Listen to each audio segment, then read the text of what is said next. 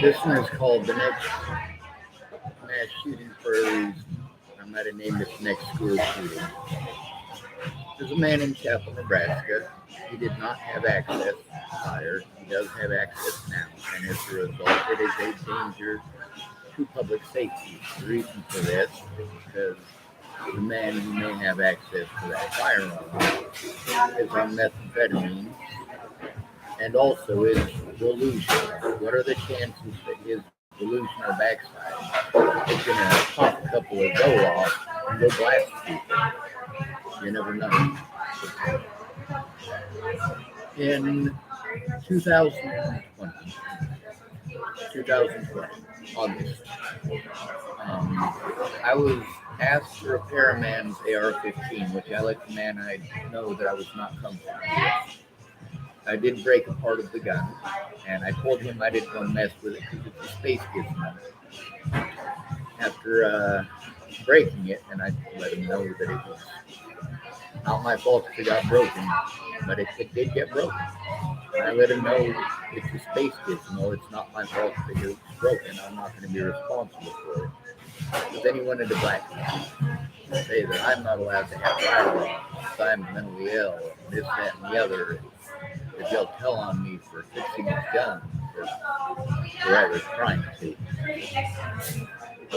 So then I got a hold of Miss Megan Miscadis, who's supposed to be my autism advocate. She's not an advocate. She needs to drop that off of her name. So when I got a hold of her to try to turn that in, before I manufactured it, I made sure that with that firearm, I made sure there was a paper trail that led directly to me. Not only that, because I get my disability money through direct express. I made sure that I purchased those gun parts with my direct express card. I made 100% certain that there was a paper trail of me purchasing 80% AR-15 kits across the internet. I made sure that there was a trail. Matter of fact, you guys are going to love this part. I was certain that if I ordered them with my direct express card, that I was going to have FBI knocking on my door instead of those guns. That's what should have happened. I used my government-issued card to purchase firearms, 80% which I could have used to manufacture firearms to go murder people en masse. So it turns out this guy just wants me to build his dream gun. He's having me order stuff like the Echo 2. This is a special thing for your firearm to make it so that it fires a bullet when you pull the trigger and fires another when you let it go. So you can fire twice as fast semi-auto. That's scary. No, that particular part is not installed in the AR-15 that I was forced to make. Because first of all, the FBI didn't red flag it. I should have been red flagged already. Second of all, Megan Miscadis wanted to give me legal advice that's basically, hey, hide your crime. No. I didn't come to Megan Miscadis to hide that illegal firearm. It hadn't even been made yet when I got a hold of her. I just had the parts. And I was letting her know that I'm being blackmailed into making an illegal firearm, a ghost gun that could be used for the next school shooting. It could be used by Zach Richmond to walk into Chappell High School and blow away every child. He could use that AR-15 to go over to Rod Rice and shoot Rod Rice right on his wife. He could use it when he's fucked up on meth and he's having a bad day and he's depressed because Jenny is not with him anymore. And he gets depressed and he finds that gun, and for now it's decently safe because he doesn't know exactly where it's at. But his brother knows it exists. We need to turn that in. Now, obviously, I contacted Megan Miscadis about that, and she still wasn't willing to help turn it in. Neither is Marcia Estrada.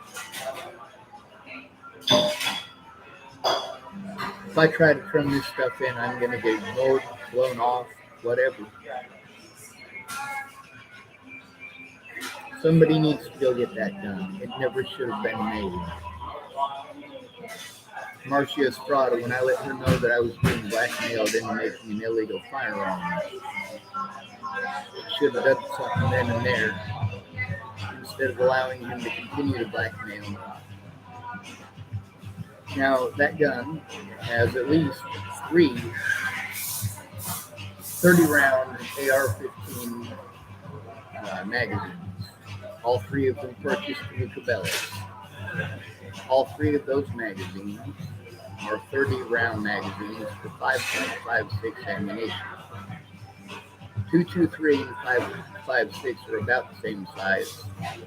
Both 223 and 5.56 can be fired out of a 5.56, but a 5.56 has a lot more muzzle velocity, a lot more powder charged behind it. There's both 223 ammunition and 5.56. The ammunition that is currently with that firearm will go through the body armor of the Dual County Sheriff's Department, so they might want to take that seriously as well. Zach Richmond finds that gun and decides that he wants to go shoot Rod Wright, and there is a sheriff's deputy standing in front of Rod Wright. There's a possibility that bullet might go all the way through that officer, both sides of his vest, and go through Rod Wright. We already know that Zach has a severe disliking for Rod Wright, and for good reason. I mean, don't get me wrong, it's for good reason. However, the safety risk there is significant. We're not talking about somebody who's, well, all there in the head. With me, you guys want to pretend that I'm delusional, but the recordings with Zach show that he is. He is delusional and possibly schizophrenic, but I don't know that for sure. He's absolutely delusional, though. I mean, there's no doubt about that. Now, I was informed by one of his family members about his nephew and how much that probably has to do with the situation.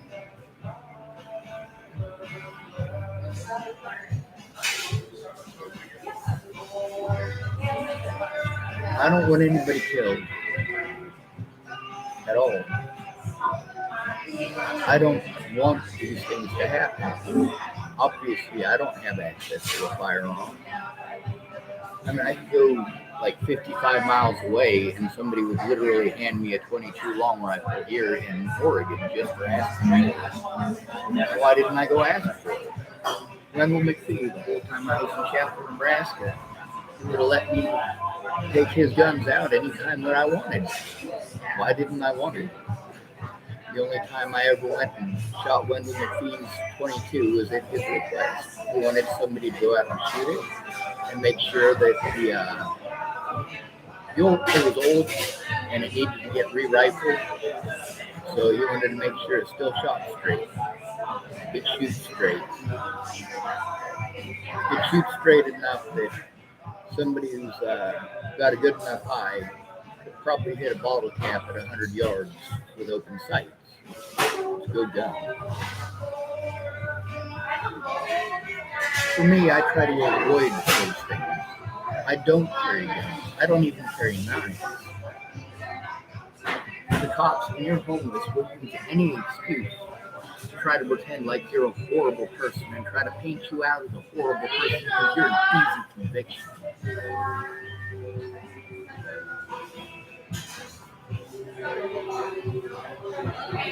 Right now, I'm not worried about myself as far as that situation goes. Zach Richmond finds that AR-15, and by the way, it's also got at least 3 magazines that are 25 rounds each of 22 long rifles, as well as having a 22 long rifle conversion kit with it. So if he wanted to change it over to the flinker, he could just literally sit there and shoot 2 people all day. It would be easy for him to hunker down in an attic somewhere booby trap the door getting into it, and just sit up there and blast away at anybody who comes close. He's also a Nebraskan, so the chances that Zach Richmond knows how to shoot and knows how to operate a firearm, even an AR-15, yes, absolutely, there's a good chance that he does, especially since I've gone out shooting with his family. Someone calling themselves Bobo type, you don't get a huge audience, why do you post videos so frequently? Try to get help, try to get as much out there as possible. And at any point in time, I could be shot or arrested on false charges and have all my evidence stolen. I talk so frequently because I need help showing this evidence, and I also need help turning in these predators. Currently, this video isn't about turning in predators. I'm not trying to turn in Zach Richmond. He hasn't done anything wrong with it. As far as I know, he has no intent of doing anything of that nature. But the other thing is, if he finds it, I do have to worry about that because he is delusional. He's shown that he's delusional. His meth use compounds the issue. No, I don't want that gun over at Dallas Richmond's house. Now, the rest of the gun stuff is all parts. I mean, I've been repairing people's guns for a while. I got quite a few extra parts from repairing people's guns, but also from ordering. It's not an 80% complete. It's actually a ATS specified. It's cut up the way that it's supposed to so that it's just a parts gun. You can't remanufacture it into an actual gun. You need very specific stuff to be able to do that, including a full receiver, which obviously I don't have. So those guns were just for fixing people's firearms and having spare parts. And I don't believe that anybody is going to try to shoot somebody with those. If they try to shoot somebody with those, it's not going to work. It doesn't have the parts to actually make it fire. So that's my problem. The problem is that I was blackmailed into actually manufacturing the receiver included of an AR-15. Now, am I willing to go to federal prison to make sure that children in Chappell, Nebraska are not shot up by that firearm? Yes, I am, but I need help turning it in. I need help to turn that in. I need them to know where that firearm is. And I have keys for the box in my vehicle right now. The key that goes into the lock is in my car right now. I made sure that I took it with me so that it couldn't be used to open the lock. But that only goes so far. Especially when someone's angry at you and they want to root through your stuff and something might be worth money. When they're mad at you because they did something messed up when they were messed out of their board, and you had to tell the truth on the internet, yeah, they're not going to be happy. There's also the fact that he's probably very pissed off that I recorded him. As a matter of fact, he is very pissed off that I recorded him and posted him on YouTube. And then there's the fact that he's probably frustrated because he can't get at me. I am all the way in Everett, Oregon. If he decides that he is so angry and screwed up on methamphetamine that he's going to shoot me, he's not going to get that far. He's going to have to shoot people in Chappell, Nebraska, and that's probably what he'll do. There's also the fact that he really hates Rod Wright a lot more than he hates me. He's not real fond of his wife either. Ex-wife, sorry. So I'm going to pack my stuff up and I'm going to take it outside and I'm going to attempt again to contact the FBI. I got to call the Nebraska FBI. Calling the Nebraska State Patrol ain't going to work. If I call the FBI, then they will make sure that federal crimes will be pressed against me. And if I'm locked up, then when my predators end up dead, nobody's going to blame me for it. And if they don't blame me for it, they're not going to go after my sister again. They're not going to go after my niece again.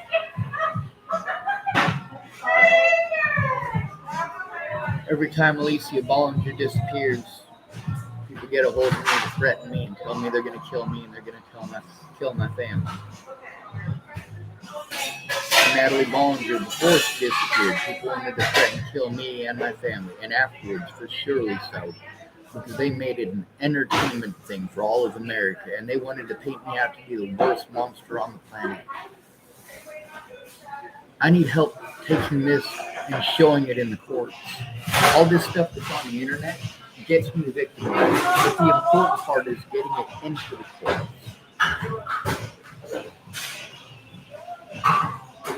When it comes to firearms, let's take a look at what I do. When I'm desperate, I break things. When I am desperate to force the cops to do their jobs, yes, I break things. I put my elbow through a machine at the what's the name of it? Louisville Hospital in Colorado. Put my elbow straight into it. That's right. When I was denied the right to call 911 to turn in Clearview Behavioral Health for the crimes that they were committing against the people in there, and also to call in the crimes against me by Boulder Police Department. When they wouldn't allow that, what did I do? I tore their phone off the wall. Don't deny me my rights. I'll march right onto your boat. I will grab all of your fancy stamped tea and I will throw it all into the harbor as an American should. Good to be rid of you. Thanks for coming to visit. Stay out of trouble or don't get caught. And remember, you are your brother's keeper. Also, any of you who live in the state of Nebraska who heard what I had to say, you know where the firearm is. You know its location. You know at least 2 people who may have access to it. If you're in Nebraska, it's actually your job. You're mandated to call this in. So you might want to get on that. Again, good to be rid of you. Thanks for coming to visit. Stay out of trouble or don't get caught. Remember, you are your brother's keeper and no victim left behind.